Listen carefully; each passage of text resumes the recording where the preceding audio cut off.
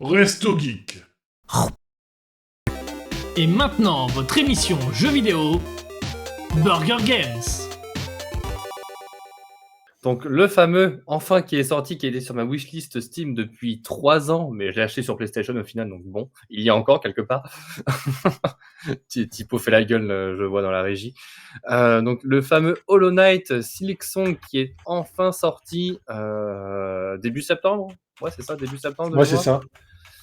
Donc qui est la suite de Hollow Knight tout court, où là on va incarner Hornet, qui était un personnage que l'on croisait avec le chevalier du premier jeu. Il y a même un boss que l'on affrontait. C'est littéralement sa sœur. C'est sa sœur, c'est acté ça? C'est le Hollow Knight, c'est une expérience et elle, c'est sa sœur. Ouais, elle Et est lui, à croisement. demi chevalier. Lui, insecte. c'est le croisement entre, Ouais. entre un Wyrm et le Hollow Knight, et elle, c'est le croisement entre le Hollow Knight et une Tisserand. Une petite rentrée, Donc c'est sa demi-sœur. Et donc là, pour une raison obscure, le jeu commence où Hornet, du coup le personnage qu'on incarne, est enlevé par une bande d'insectes qui veulent l'amener au royaume qu'on va parcourir, qui est le royaume de Farloom, parce qu'il convoite, d'après ce qu'on comprend, ses pouvoirs de Tisserand, justement, parce que c'est une espèce de faculté ou de pouvoir qui a disparu de ce royaume-là. Et donc le hasard fait que elle s'échappe, et il va falloir qu'on parcourt ce monde pour, de un, s'échapper, mais aussi elle tient à découvrir pourquoi ils ont voulu l'enlever, et du coup prendre son pouvoir. Donc globalement c'est ça l'objectif du jeu. Et pour y avoir joué, franchement quelle dinguerie en termes déjà graphiques, gameplay. On n'est pas déçu à ce niveau-là, il y a beaucoup de variétés, que ce soit dans les mobs, les boss. Toujours ce petit plaisir un peu Dark Soulesque dans l'exploration des mondes, découvrir la musique de 3 chaque personnes au environnement. développement. 3 personnes. Toujours 3 personnes au développement de la team Cherry. Donc ouais, grosse casse, mais on va apporter la nuance au jeu. Moi, c'était un jeu que j'ai joué 25 heures.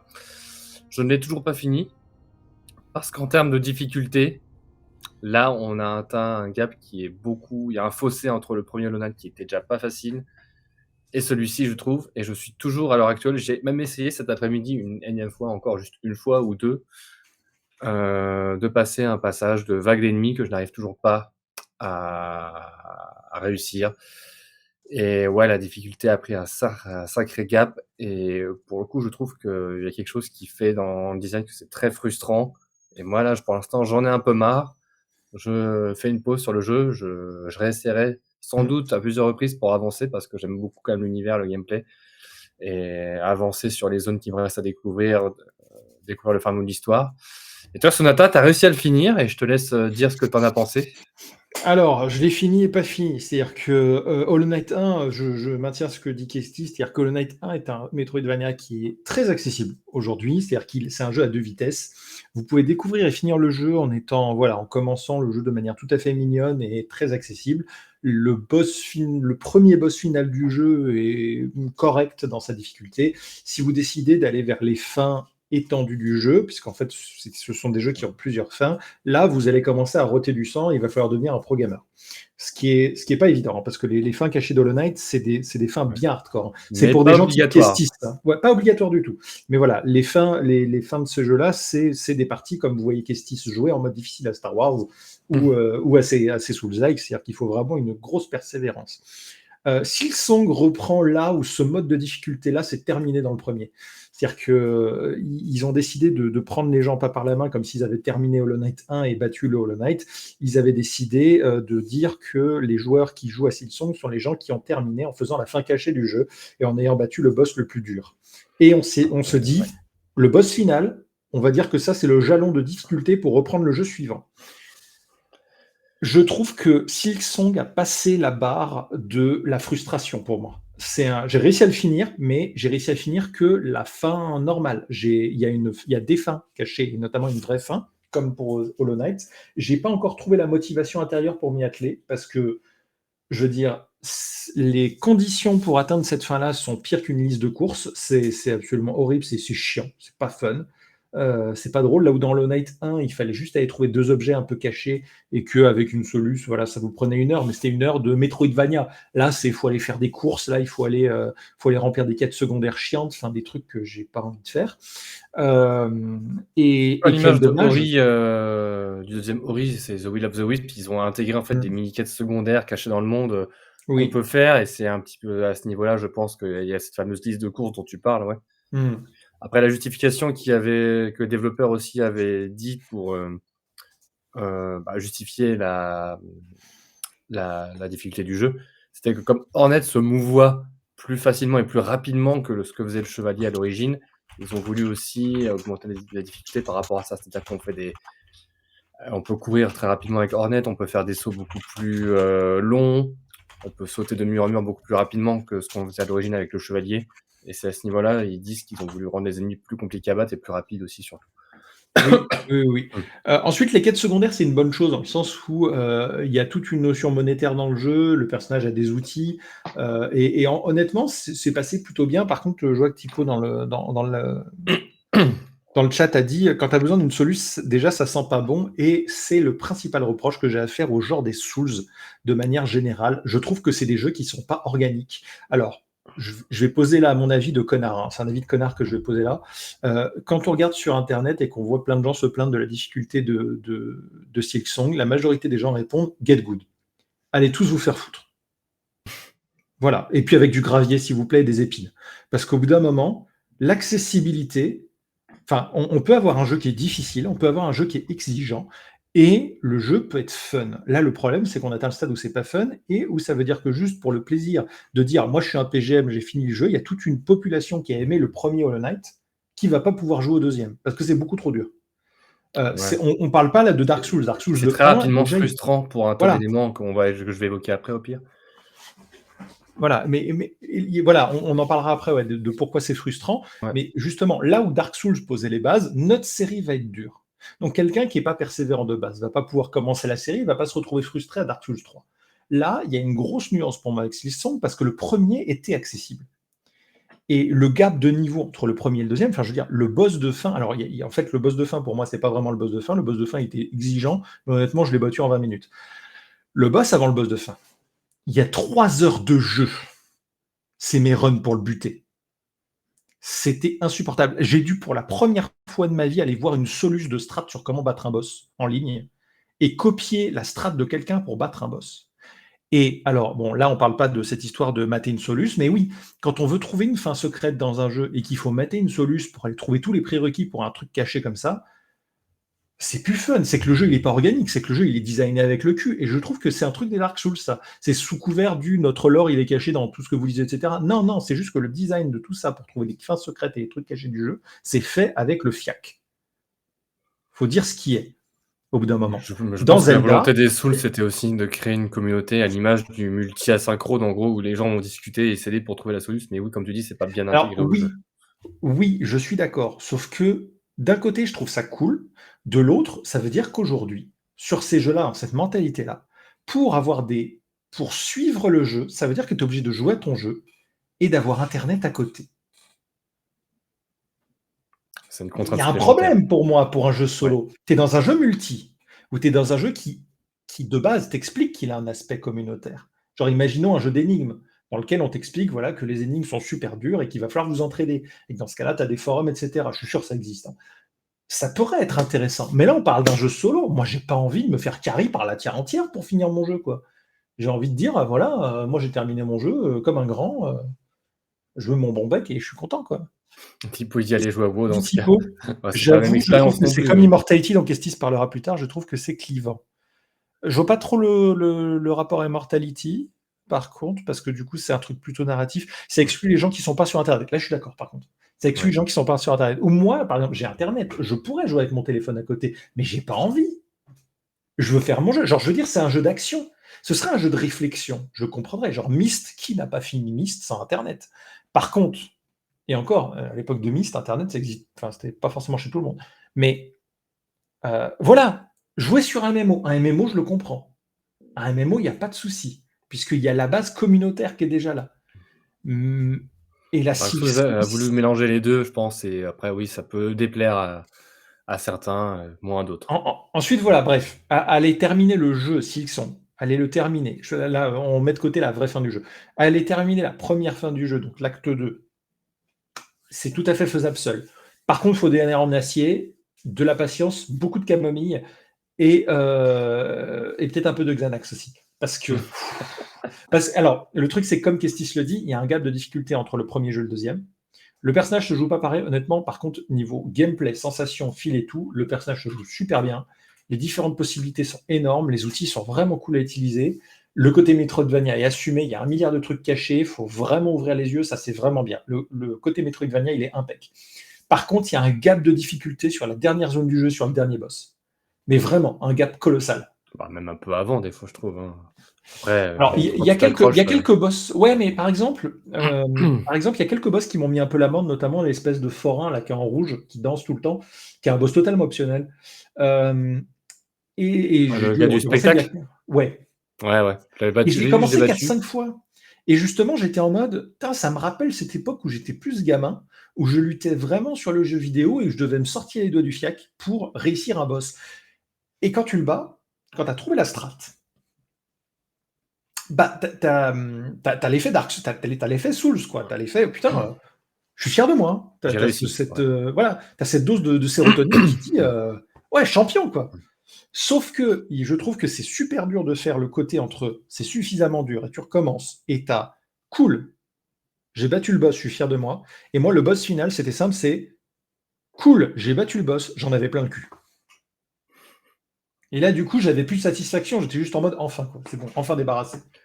J'en avais plein le Pour cul. ajouter des éléments concrets, la difficulté, du coup, pour le live et les gens dans le chat, c'est notamment qu'on on commence comme dans le premier Hollow Knight, en fait, on a une barre de vie. Notre barre de vie, c'est représenté par, on va dire, 5 petits cercles blancs, qu'on peut augmenter au fur et à mesure. Mais globalement, quand on va affronter les boss, chaque attaque qu'on va se prendre, ou même quand on touche le boss, comme on va toucher un ennemi dans Mario, ça va nous mettre des dégâts et ça va nous retirer 2 de ces petits cercles. Oui, Donc tous les c'est-à-dire boss infligent double dommage.